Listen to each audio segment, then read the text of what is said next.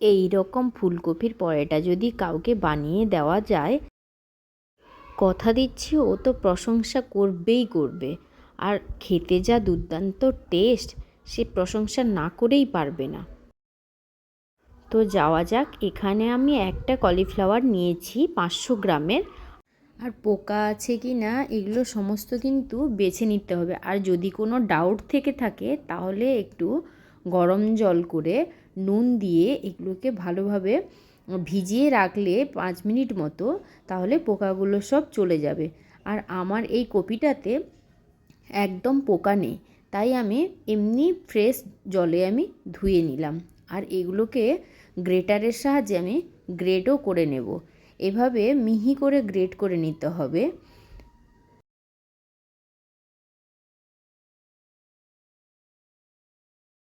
আর আমি এইভাবে গ্রেট করে নেব এবং তার সাথে একটু লবণ মিশিয়ে আমি এটাকে 10 মিনিট রেস্ট করে রেখে দেব। আর এদিকে আমি বেসনটা হালকাভাবে ফ্রাইং প্যানে জাস্ট একটু নাড়াচাড়া করে ভেজে নেব। বেসনের খুব সুন্দর একটা স্মেল এসেছে। এবারে এটাকে আমি গ্যাস বন্ধ করে নামিয়ে রেখে দেব। আর আমি যে প্রসেসে এই পরোটাটা বানাবো, ঠিক সেই রকম প্রসেসে আপনারা বানিয়ে একবার দেখবেন। সত্যি কথা দিচ্ছি, খুব সুন্দর টেস্ট হবে। আর এখানে কলিফ্লাওয়ারে লবণ মাখিয়ে রেখেছিলাম, তাই অনেকটা জলও ছেড়েছে। এইভাবে আমি হাতের সাহায্যে নিংড়ে নেব জলটাকে। এই জলটাকে আমি ফেলে দেব না, তাহলে একটা কলিফ্লাওয়ারের স্বাদ যেটা বা সেন্ট, সেটা কিন্তু নষ্ট হয়ে যাবে। তাই আমি এই জলটাকে রেখে দেব এবং কলিফ্লাওয়ারটাকে শুকনোভাবে অন্য একটা পাত্রে আমি এইভাবে তুলে নিলাম। আর এই জলটা আমি কিন্তু পরবর্তী সময়ে আটা যখন মাখাবো তাতে আমি এটা ব্যবহার করব। এবার আমি 2 কাপ আটা নিয়ে নিলাম। আপনারা চাইলে ময়দাও নিতে পারেন। অল্প একটু লবণ দিলাম স্বাদ মতো। এবারে এই কলিফ্লাওয়ারের যে জলটা, এটা দিয়ে আমি ভালো করে মিক্স করে নেব। তারপরে হালকা হালকা করে দিয়ে এটাকে ভালো করে গুলিয়ে নেব। এরপরে আমি নর্মাল জলটা ইউজ করব। যতটা পরিমাণে লাগে ততটা আমি জল দিয়ে আটাটাকে মেখে নেব। এবং এখানে আটাটা একটু নরম আর একটু সফটভাবে মাখাতে হবে। তারপরে এটাকে 10 মিনিট আমি রেস্টে রাখলাম।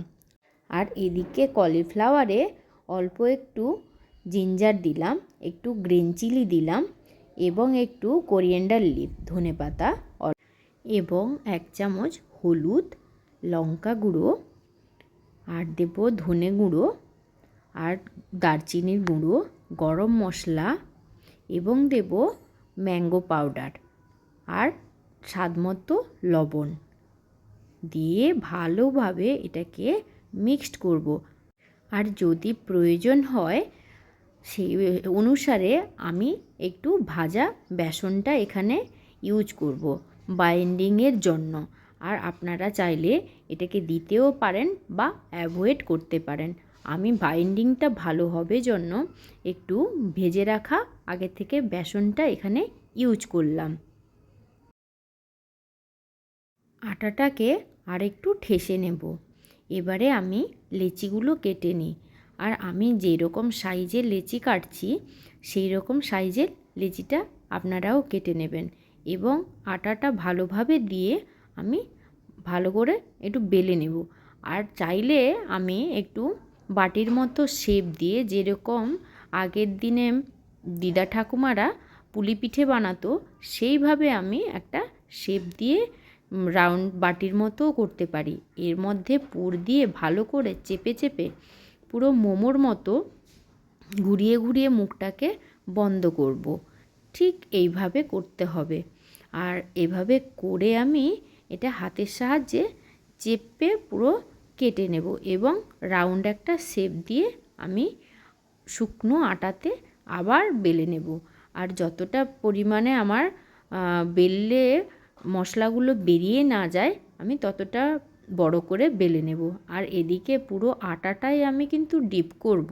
আর সেই রকম যদি আটা না দিই তাহলে আমার ভেতরের থেকে যে মশলাগুলো বেরিয়ে আসার চান্স কিন্তু থাকবে।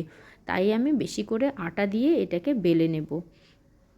এই রকম পদ্ধতিতে আমি তো একটা দেখালাম, আমি এটা যদি আপনারা না পারেন তো তার জন্য আরও একটা পদ্ধতি আমি এখানে ইউজ করব।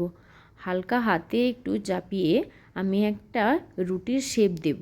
এরপরে এটাতে মশলা বেশি করে দিয়ে আমি যেরকম মোমো বানাই সেই রকম মুখটাকে আস্তে আস্তে করে এক জায়গায় নেব এবং এক জায়গায় নিয়ে ঠিক মোমোর মতো এটাকে একটা পুটলি বানিয়ে নেব। এইভাবে হাতের সাহায্যে চেপে চেপে চেপে চেপে আমি আরও একটা লেচি করে নেব এইভাবে। তারপরে আবার নর্মাল যেরকম আমি আগের প্রসেসে বেলেছিলাম ঠিক সেই প্রসেসে এটা বানিয়ে নেব।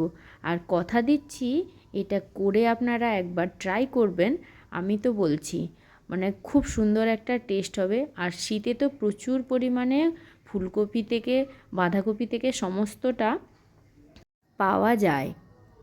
আর এই পরোটাটা আমি লোহার প্যানে কিন্তু বানাবো, ননস্টিক প্যান এখানে ইউজ করব না।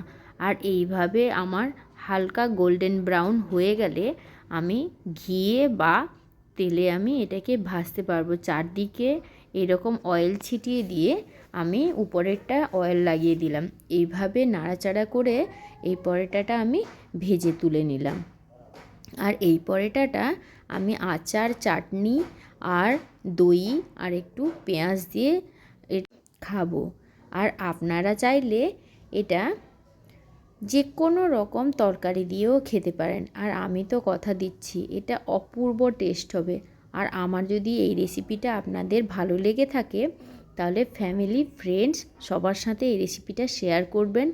আর ভালো লাগলে একটা কমেন্ট, একটা লাইক, অবশ্যই সাবস্ক্রাইব করে যাবেন। আর খুব গরম হয়েছে তাও আমি এটা কেটে কেটে দেখাচ্ছি। প্রচুর গরম হয়েছে বিশ্বাস করুন। আর খুব সুন্দর একটা সেন্টও বেরিয়েছে। আমি তো ঝটপট করে বানিয়ে ফেললাম এবং খেয়েও ফেলবো। আর আপনারা তাড়াতাড়ি বানিয়ে ফেলুন। আর ভালো থাকুন, সুস্থ থাকুন। দেখা হবে পরের ব্লগে। নমস্কার।